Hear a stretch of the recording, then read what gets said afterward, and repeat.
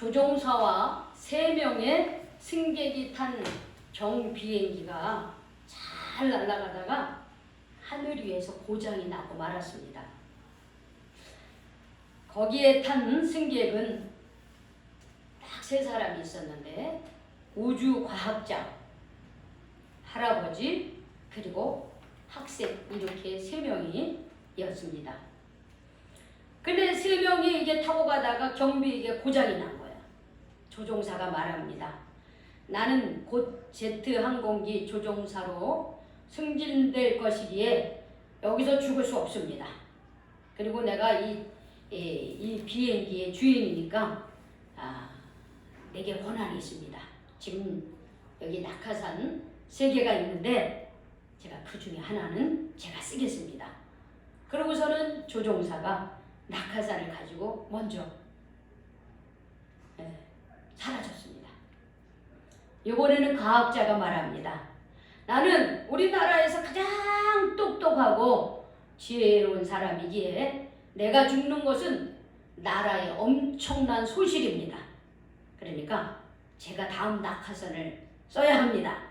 그렇게 말하고는 뒤돌아 돌아보지도 않고 얼른 뛰어내렸습니다.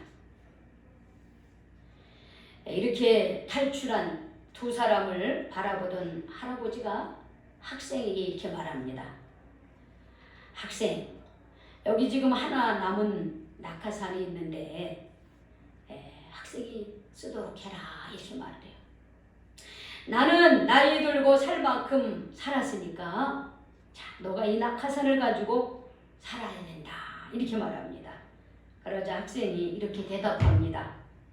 할아버지, 우리 둘 다 살았어요. 아까 아주 총명하고 지혜롭다던 그 과학자 아저씨는 낙하산이 아니라 제 배낭을 가지고 뛰어내렸습니다. 이렇게 말하는 거예요.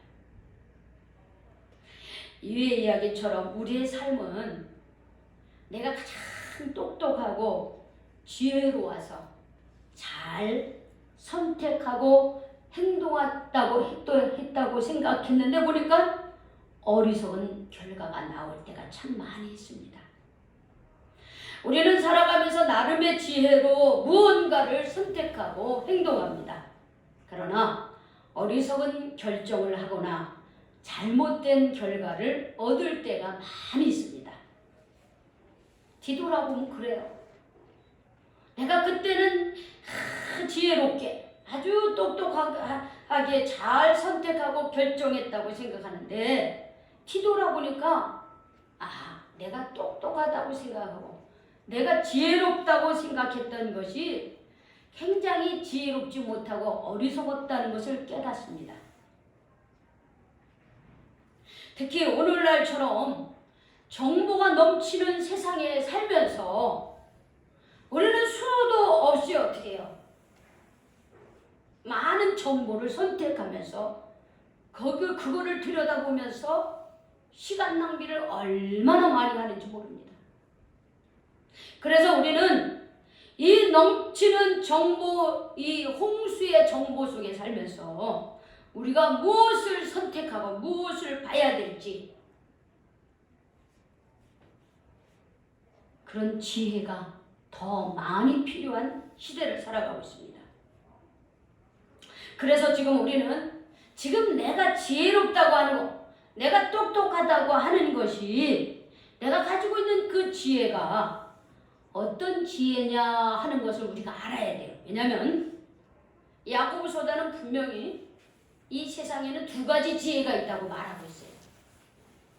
그러면서 2가지 지혜를 말하기 전에 먼저 이렇게 질문합니다. 13절에 보면 너희 중에 지혜와 총명이 있는 사람이 누구냐 하고 물어봐요. 왜? 세상에는 잘났다고 하는 사람이 많으니까. 내가 제일 잘났어. 내가 제일 똑똑해. 내가 제일 지혜로워. 이런 사람들 굉장히 많이 있어요. 잘난 맛에 사는 사람 많이 있어요. 물론 내가 너무 못났어. 나는 아무것도 아니야. 그래서 너무 자존감이 없어도 안 되겠지만 자기 잘난 맛에 사는 사람이 얼마나 많은지 몰라요. 자기 혼자 잘났다고 생각하는 사람. 그런데 야고보 사도는 뭐라 그래? 너가 그렇게 지혜롭고 총명하냐? 그러면 정말 너가 지혜로운지, 너가 정말 총명한지 선한 행동을 통해서 한번 보여줘라. 이렇게 얘기를 하고 있는 거예요.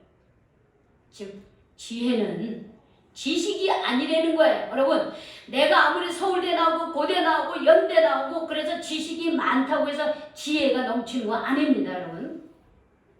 여러분 지혜는 지식이 아니에요. 지혜는 어떻게 해요? 선한 행함으로 보여지는 것을 통해서 아 정말 저 사람이 지혜롭구나 이렇게 말할 수 있다는 거예요. 그래서 오늘 야고보 서가가 말씀하고 있는 서로 다른 지혜의 모습을 우리 오늘 말씀을 통해서 한번 나눠보고자 합니다. 여기에 보니까 이런 말씀이 있어요. 14절에 보면 너의 마음속에 독한 시기와 다툼이 있으면 자랑하지 말라. 진리를 거스러 거짓말하지 말라. 이러한 지혜는 이로부터 내려온 것이 아니요 땅의 것이요 정욕의 것이요 귀신의 것이니 이렇게 말하고 있어요. 지혜를 말하는데 그 지혜가 하늘로부터 내려온 지혜가 아니면 그것은 땅의 것이라는 거예요. 땅의 지혜고 욕심의 지혜고 그것은 귀신의 지혜다 이렇게 말하고 있습니다. 그러면 이 땅에 속한 이 지혜는 어떤 지혜냐? 마음속에 독한 시기와 다툼이 있는 지혜를 바로 세상의 지혜라고 했어요. 이 말은 무슨 말이냐면 여러분 세상의 지혜의 특징은 뭐냐면 독한 시기와 독한 다툼이 있다는 거예요. 즉 이 말은 뭐냐면 시기라고 하는 것은 열정이 이기적인 열정이에요. 즉 뭐냐면 내가 다른 사람들하고 뭐 이렇게 경쟁을 해. 그런데 어떻게 해요? 내가 꼭 이겨야만 돼. 지면 절대로 안 돼. 이겨야 돼. 그런데 물론 그렇죠. 우리가 뭘 하면은 꼭 이겨야만 됩니다. 가능하면 우리가 뭔가 경쟁을 하는데 지려고 경쟁하는 사람이 있습니까? 아니에요. 응? 이기려고 경쟁을 하는 거예요. 그런데 자 우리의 그 어떤 예를 들자면 100m 달리기를 해요. 출발선에 어떻게 해요? 대여섯 명이 딱 서 있습니다. 그런데 이 대여섯 명의 아이들의 그 능력이 다 똑같습니까? 다 다른 거예요. 그래서 출발선을 해서 땅 하고 나가면은 끝에 가가지고 어떻게 해요? 먼저 들어온 사람이 있고 어떻게 해요? 나중 들어온 사람이 있는 거예요. 우리가 열심을 다하지만은 어떻게 해요? 열심으로 달릴 때에 내가 어떻게 해서든지 상대방을 넘어뜨리고 그랬을 때 1등을 해야 되겠다. 이게 이기적인 열정이라는 거야. 막 달리고 있는데 내가 1등인 줄 알았더니 뒤에 바짝 누군가가 따라와가지고 어떻게 해요? 자기를 추월하려고 하는 거예요. 그럴 때 내가 나 1등 해야 되는데 그래서 추월하려고 하는 사람을 살짝 발을 어떻게 해요? 발로 살짝 건드렸어. 그러면 그 뒤쫓아오는 친구가 어떻게 됩니까? 넘어져요. 그런데 그렇게 넘어뜨려서라도 내가 1등에 도달해야 돼. 바로 이것이 희기라고 하는 거예요. 이기적인 열정이라는 거예요. 그런 다툼도 이기적인 욕심인 거예요. 왜 다툼입니까? 우리가 똑같은 빵이 있으면 어떻게 해요? 그 한 덩이의 빵이 있는데 먹을 게 없어. 그런데 그 빵을 만약에 10명이 한 덩이의 빵을 먹으려면 어떻게 해야 될까요? 한 덩이의 빵을 10명이 먹으려면 어떻게 해야 돼요? 10조각을 나눠야죠. 그런데 그 중에 한 사람이 야 이거 한 사람이 먹기도 힘든데 뭘 10조각을 나누냐. 야 우리 씨름해가지고 이기는 사람이 이기는 사람이 이거 다 먹는 거로 하자. 이러면 누구만 먹을 수 있어요? 이 빵을? 힘센 사람만 먹을 수 있는 거예요. 9사람이 다 먹지 못하고 쫄쫄 굶어도 나만 먹으면 돼. 나만 내가 원하는 것을 가지면 돼. 이게 이기적인 야망인 거예요. 근데 바로 이게 뭐냐면은 세상의 지혜라고 하는 거야. 우리가 볼 때 그렇지. 그래 1등 하려면 뭐 수단과 방법을 가리지 않고 1등만 하면 되지 뭐. 뭐 1등 하면 되는 거지 뭐. 잘 살면 되는 거지. 공부 잘하면 되지.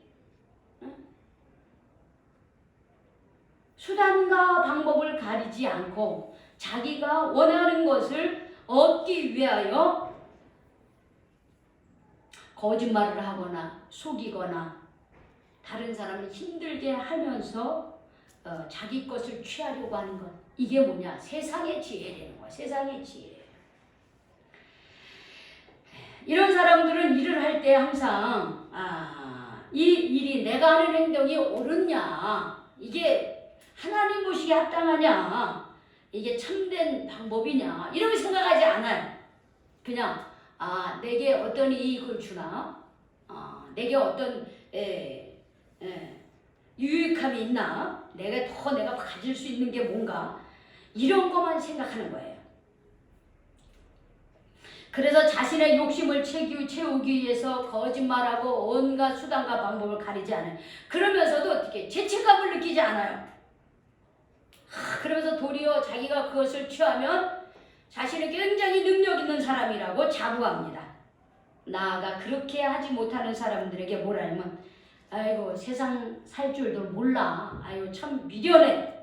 융통성이 없어. 어쩌면 저렇게 살아가. 이러면서 그런 사람들, 진실하게 살아가려고 하는 사람들을 무시하는 거예요. 근데 이런 지혜는요, 자랑할 것도 못 되고요. 이러고 따라가면 안 됩니다. 왜냐하면 그렇게 세상의 이익과 자신의 욕망을 채우기 위해서 시기와 질투로 그런 지혜를 활용하는 사람은 시간이 지나면요, 그것이 잘못됐다는 게 다 드러나게 돼 있어요. 그런 지혜를 따라 사람은요, 이 세상을 혼란하게 하고요, 근데 자신의 삶의 열매도 어떻게 해요? 악한 것을 거두게 되어 있는 거예요. 최근에 우리 29일 날 목요일이죠. 목요일 날 아주 중요한 대법원의 판결이 나왔습니다. 바로 이명박 전 대통령이 특정범죄 가중처벌법상 뇌물 등 혐의로 어떻게 해요? 이 전 대통령이 어떻게 되냐면 징역 17년이라고 하는 결론이 내려졌어요. 그리고 벌금은 130억 원을 내야 되고요. 추징금은 57억 8천만 원을 어떻게 해요? 내야만 되는 거예요. 확정되었습니다.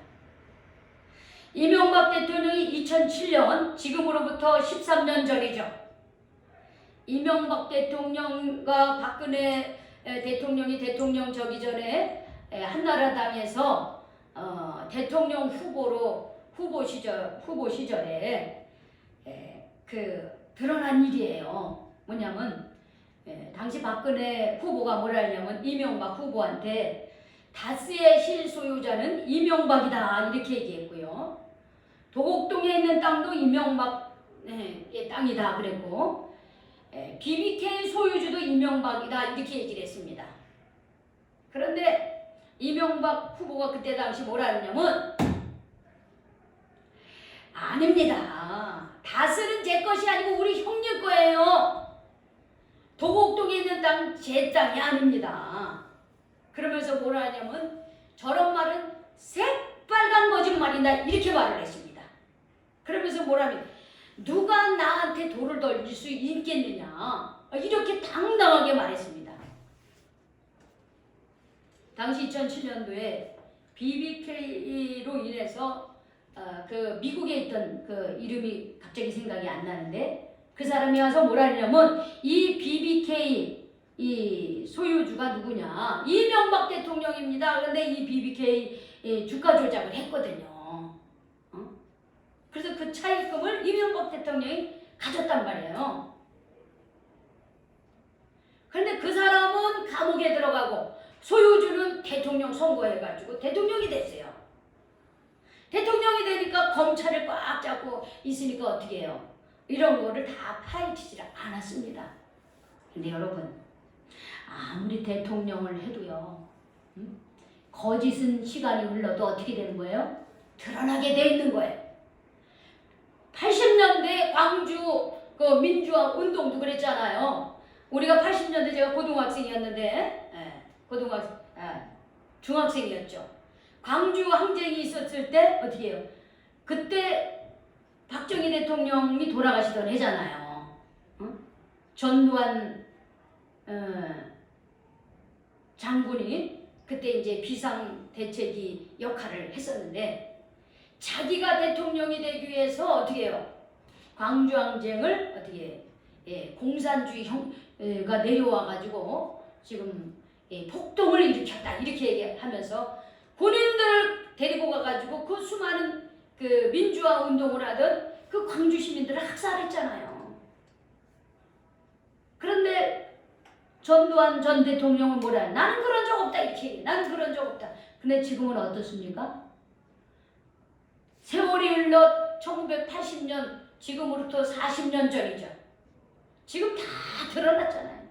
전두환 전 대통령이 그렇게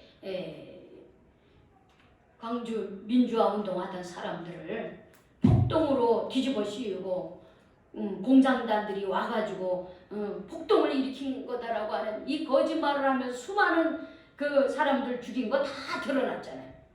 이명박 대통령도 마찬가지고요. 자, 그러니까 거짓된 지혜를 가지고 살아가면 지금은 잘 되는 것 같아요. 내가 더 잘 먹고 잘 사는 것 같아요. 잘 나가는 것 같아요. 그러나 반드시 그런 삶은 어떻게 됩니까? 드러나게, 거짓은 드러나게 되고 무너지고 만다는 겁니다. 이런 지혜는 바로 이런 지혜를 야고보서다는 어떤 지혜냐? 세상의 지혜라고 했어요. 땅의 지혜라고 했어요. 욕심의 지혜라고, 이건 귀신의 지혜라 이렇게 말을 했습니다. 귀신의 지혜라고 말했어요. 여러분, 이런 지혜로 산다면 내 자신이 무너지고 가정이 파괴되고 교회가 병들고 이 사회가 어떻게 해요? 무너지게 됩니다. 그래서 이런 세상에 속한 거짓된 지혜, 육신에 속한 지혜를 우리가 어떻게 해요? 경계해야 돼요. 경계. 이런 지혜를 어떻게 해요? 내버려야 되는 거예요. 내 안에도 혹시 작은 나의 이기심을, 어떤 그 욕심 때문에 내가 이런 세상의 지혜를 갖고 살아가지는 않는지 우리가 돌아봐야 되는 거예요. 근데 또 다른 지혜는 뭐냐 하면 하나님께로부터 온 지혜라는 거예요. 자, 하나님께로부터 온 지혜, 즉 하늘로부터 온 지혜, 이거는 참된 지혜예요. 왜 참된 지혜냐? 고린도전서 1장 25절에 보면 이런 말씀이 있어요. 하나님의 어리석음이 사람보다 지혜롭고 하나님의 약하심이 사람보다 강하다 이렇게 말했어요. 그러니까 하나님이 아주 온전하시고 지혜로우신 분인데 하나님이 어리석대. 이게 그냥 예를 들자면 그런 거예요. 하나님이 어리석은데 아무리 하나님이 어리석어도 사람이 지혜롭다, 내가 똑똑하다 그런 것보다도 훨씬 더 지혜롭다는 거예요. 하나님의 지혜가. 그리고 잠언 9장 10절에 보면 여호와를 경외하는 것이 지혜의 근본이다 그랬어요. 하나님을 믿고 하나님을 경외하며 사는 사람들은 하늘의 지혜를 얻게 된다는 거예요. 그러므로 참된 지혜는 하나님께로부터 시작되는 겁니다. 그러면 하나님께로부터 온 지혜는 어떤 지혜일까요? 오늘 성경에 보니까 8가지를 말하고 있어요. 간단하게 설명하면 8가지를 간단하게 설명을 드릴게요. 첫 번째는 성결, 따라합시다. 성결하다는 거예요. 깨끗하다는 거예요. 즉 거짓의 지혜, 세상의 지혜는 뭐냐면 항상 이기적인 동기가 있는 거야. 나의 욕심을 채우려고 하는 거야. 세상의 지혜는. 그런데 하나님으로부터 온 지혜는요, 이기적인 동기가 없어요. 그냥 뭐냐면 내가 하나님의 뜻 안에서 내가 하나님 뜻대로 살아야 되겠다. 그냥 이런 마음만 갖는 거지. 내가 이렇게 해가지고 나한테 내가 얻을 이익이 뭔가, 내가 채울 욕심이 뭔가 이렇게 생각하지 않는다는 거예요. 그냥 우리가 어떤 일을 할 때 어떻게 하냐면 순수한 동기가 돼야 되는 거예요. 내 욕심을 채우는 게 아니라 순수하게 순수한 성결한 마음으로 어떤 일을 그냥 하는 거예요. 뭐 어떤 내 욕심을 채우려고 하는 게 아니라 이게 성결이라고 하는 거예요. 근데 이 성결이 그냥 됩니까? 우리가 하나님의 말씀을 따라 살아야 성결한 마음이 생기는 거예요. 그래서 두 번째 따라합시다. 화평. 네. 하나님이 주시는 지혜는 화평화되는 거예요. 하나님이 주신 지혜는 사람과 사람의 관계를 평화스럽게 만든다는 거예요. 이것은 세상의 지혜와 다르죠. 세상의 지혜는 자기의 어떤 생각 때문에, 자기의 이익 때문에, 자기의 욕심 때문에 자꾸만 어떻게 해요? 상대방하고 어떻게 다툼이 일어나고 또 분쟁이 일어나고 네 편 내 편 가르고 이러면서 어떻게 해요? 복잡하게 관계를 만들어요. 왜냐하면 우리의 육신은요, 우리의 육적인 본성은요, 싸우기 좋아하고 논쟁적이고 성내기 좋아합니다. 그러나 하나님이 주시는 그런 그 진리 안에 있는 사람은요, 그런 거 싫어해요. 자꾸 싸우고 다투고 분쟁하고 미워하고 이런 게 있으면 마음이 불편해요. 그래서 어떻게 잘 사이좋게 지내기를 원하죠. 이유가 뭡니까? 여러분, 왜 예수님께서 십자가에 달려 돌아가셨어요? 그렇죠. 죄로 인해서 하나님과 나 사이가 어떻게 해요? 멀어졌어요. 우리가 죄를 지면요, 하나님과 사이가요, 이렇게 같이 사이 좋은 게 아니라 점점 멀어져. 근데 누가 머는 거예요? 하나님이 멀리 가는 겁니까? 내가 멀리 가는 겁니까? 내가 멀리 가는 거예요. 하나님 그대로 있어요. 하나님도 여전히 나와 함께하기로. 그런데 내가 하나님 말씀 안에 있지 않으면 자꾸 내가 어떻게 해요? 하나님으로부터 점점 멀어지는 거예요. 여러분, 하나님을 멀리하는 사람이 사람과의 관계도 잘할 수 있어요? 안 돼요. 하나님이 주시는 지혜가 없어서 사람과의 관계도 잘 화평하게 만들어가지 못해요. 자, 세 번째는 관용입니다. 따라하세요. 관용. 네, 관용. 자, 관용이 무슨 뜻일까요? 관용은? 그렇죠. 너그러운 마음이에요. 너그러운 마음. 예를 들어서 상대방이 나한테 욕을 했어? 저 사람이 나보다 나이가 어린 것 같은데 나한테 함부로 해? 그럼 뭔가 내가 무시당했다고 생각하면 어떻게 해요? 내 마음에서 은근히 이 화가 나는 마음이 일어나요. 응? 그래서 어떻게 해요? 나도 그 사람한테 못되게 굴려고 하는 그런 마음이 있어요. 정혁아, 그런 마음이 있어 없어? 응? 그치? 응. 그런데 이 관용의 마음은 어떻게 하냐면 내가 그럼에도 불구하고 어떻게 해요? 이렇게 더 너그러운 마음으로 상대방을 대해준다는 거예요. 그게 하나님이 주신 지혜라는 거예요. 그 다음에 네 번째 이 하나님이 주신 지혜의 특징은 뭐냐면 따라합시다. 양순. 자, 양순 뜻이 뭘까요? 양순. 그렇죠. 누가 말을 하면 네, 알았습니다. 그렇게 하겠습니다. 이렇게 하는 거예요. 이게 양순이죠. 그런데 여기서 단순히 그냥 누가 말하면 어리숙하게 그냥 잘 쏟고 누가 말하면 그냥 이렇게 이 귀가 얇아가지고 그냥 따라가는 그게 아니라 뭐냐면 내 생각이 있어. 분명히 나의 주관이 있어. 나의 고집도 있어. 그런데 하나님의 말씀에 비추어 봤을 때 내가 이렇게 살아야 되는구나 라고 하나님 말씀을 들을 때 내가 거기에 어떻게 해요? 내 생각도 있고 내 고집도 있는데 그걸 다 내려놓고 어떻게 해요? 하나님의 말씀에 어린 순한 양처럼 네, 제가 그렇게 살겠습니다 하고 순종하며 따라가는 게 그게 양순인 거예요. 성질도 없고 고집도 없고 자기 생각도 없는 게 양순이 아니에요. 사람은 다 성격이 있어요. 다 자기 고집이 있어요. 다 자기 생각이 있어요. 근데 그거를 어떻게 해요? 누구의 말씀에 내려놔요? 하나님의 말씀 앞에서 그걸 내려놓고 그 말씀대로 순종하는 거예요. 이게 양순한 거예요. 다섯 번째는 긍휼한 마음이에요. 긍휼한 마음. 이 긍휼이라고 하는 건 뭡니까? 용서해 주는 거예요. 저 사람이 분명히 나한테 잘못했어. 그런데 어떤 마음을 가져요? 긍휼의 마음을 갖는 거예요. 그렇죠. 왜 그래야 됩니까? 우리가 왜 그래야 돼요? 우리가 먼저 하나님으로부터 어떻게 해요? 긍휼을 입었기 때문에 그런 거예요. 우리가 먼저 하나님으로부터 용서함을 받았기 때문에 그런 거예요.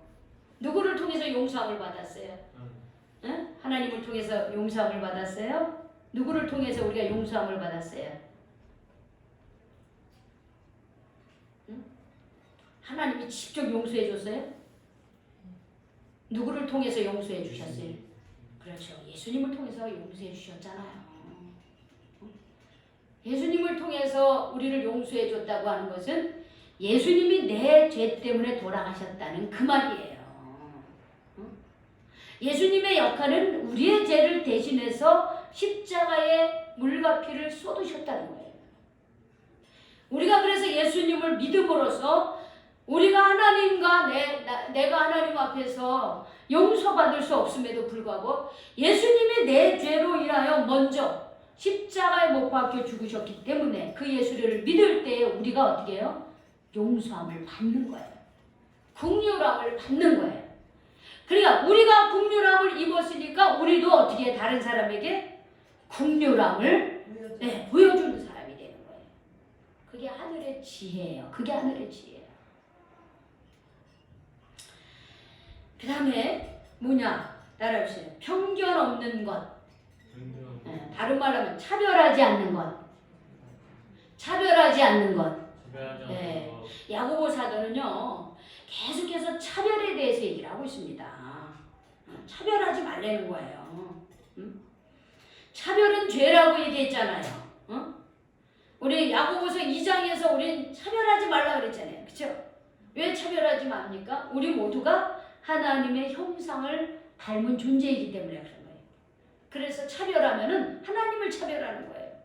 그런데 우리는 지금도 인종차별, 신분차별, 성차별, 외모차별 이런 차별을 많이 하고 있어요. 근데 이것은 참된 지혜의 모습이 아닌 거예요. 이것은 세상의 지혜인 거예요. 참된 지혜는 사람을 향해서 선입견이 없이 공평하게 대하는 거예요. 하나님이 주신 지혜는 편견이 없는 것이에요. 그 다음에 마지막으로 따라합시다. 거짓 없는 삶. 거짓 없는 삶. 거짓 없는 삶이에요. 우리가 이 땅을 살면서 거짓말하지 않는 거예요. 응? 이 거짓 없는 이 말의 원래 이 단어는 어디에서 유래되었냐면 영국 배우를 표현하는 단어에서 유래를 했대요. 오래전에 지금은 연극 할 때 다 연극 그 역할자들이 다 나와서 역할을 하잖아요. 예전에는 연극을 여러 사람이 못하고 한 사람이 하는 거예요. 예전에는. 근데 어떻게 했냐면 배우 한 사람이 여러 가지 역할을 했어요. 그래서 그 배우에 맞는 가면을 쓰고 연기를 합니다. 근데 재미있는 인물을 연기할 때는 크게 웃고 있는 가면을 쓰고 나와가지고는 재미있는 인물을 합니다. 그러다가 비극적인 인물을 연기할 때는 슬픈 표정의 가면을 쓰고 나와서 또 이제 표현하는 거예요. 그 다음에 악한 인물을 연기할 때는 성난 얼굴에 가면을 쓰고 연기를 합니다. 그래서 이 거짓이란 단어의 의미는 뭐냐면은 거짓이 없다는 것은 가면을 쓰지 않는다는 거예요. 즉 가면을 벗는다는 거예요. 속은 거짓으로 가득 차 있는데 겉으로는 어떻게 해요? 아닌 척하고 있는 거예요. 겉으로는 막 웃어. 막 웃으면서 얘기하고 있는데 속으로는 어떻게 상대방을 미워하는 마음이 있어. 근데 그런 가면을 벗으려는 거예요. 그냥 어떻게 우리가 솔직하게 진실하게 돼야 되는 거예요. 여러분 서양 속담에 이런 말이 있습니다. 정직은 최선의 방책이다 이렇게. 여러분 왜 거짓말합니까? 대부분 거짓말하는 이유가 자기를 드러내려고 할 때 거짓말을 많이 해요. 때로는 어떻게 해요? 자기가 한 행동을 감추기 위해서 거짓말할 때가 있습니다. 근데 여러분 거짓말은 또 거짓말을 낳는 거예요. 그래서 우리는 이 거짓말을 하면 안 돼. 거짓말의 아버지 그 뿌리는 뭐냐? 마귀요 귀신인 거예요. 우리가 거짓말한다면 우리는 귀신의 자녀요, 마귀의 종이 되는 겁니다. 자, 그래서 이런 우리는 이로부터 난 지혜는 거짓이 없는 삶을 살게 되는 겁니다. 우리가 조금 이제 길게 이로부터 난 지혜의 특징에 대해서 이렇게 성결하고 화평하고 관용하고 양순하고 긍휼하고 편건과 거짓이 없는 이런 선한 열매를 맺어야 된다 그랬는데, 여러분 우리가 이렇게 살아갈 수 있다면 우리의 삶이 어떻겠습니까? 그렇죠. 화목하고 행복하고 아름다운 거예요. 우리의 삶이 이런 열매를 맺는다면. 그러면 우리 한번 봅시다. 지금 나는 어떤 지혜를 사용하고 있습니까?